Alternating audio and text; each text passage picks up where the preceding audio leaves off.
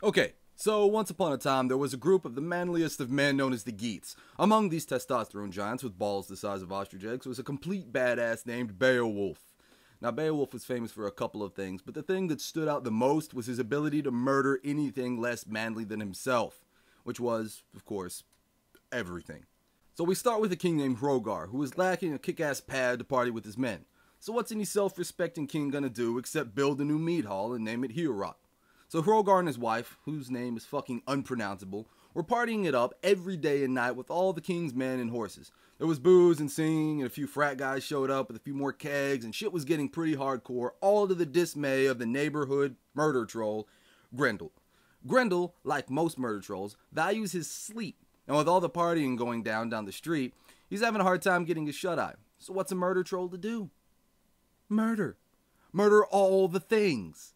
So in the night, Grendel sneaks into Heorot and begins devouring as many of Hrogar's men as he possibly can. Guys, Grendel is a murder troll. He is described as being taller than 2 men and twice as wide. The fact that he can sneak into anything is a testament to the level of partying going down in Heorot.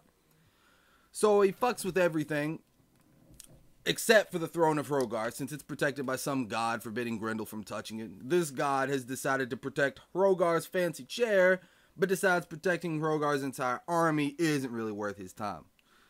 That's a good decision there. So Hrogar has abandoned his sweet party pad and is pretty bummed about the lack of partying, and also probably from the loss of half his army to a murder troll. When who arrives but the main man of murdering things that can't be murdered? Beowulf.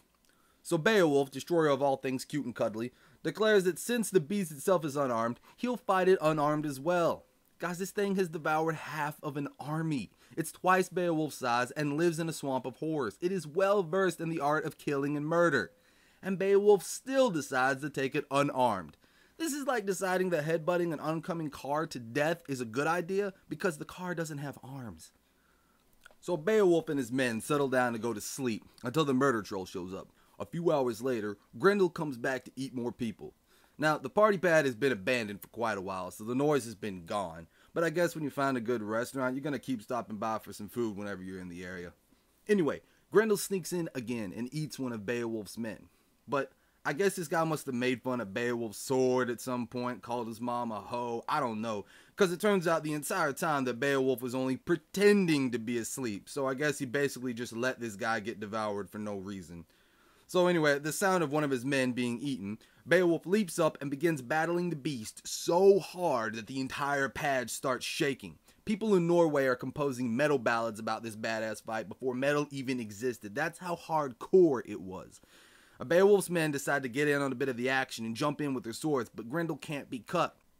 He turns to them like, "I'm sorry, was that a bunch of girly swords? Are you a bunch of girly men? I guess so, because girly men can't hurt me." To which Beowulf replies, "Good thing my balls are the size of ostrich eggs then." And then Beowulf rips off Grendel's arm from his socket and hits him in the face with it. Grendel's all like, "Dude, you ripped off my arm? What the fuck, man? That's bullshit!" And runs away into the swamp to die.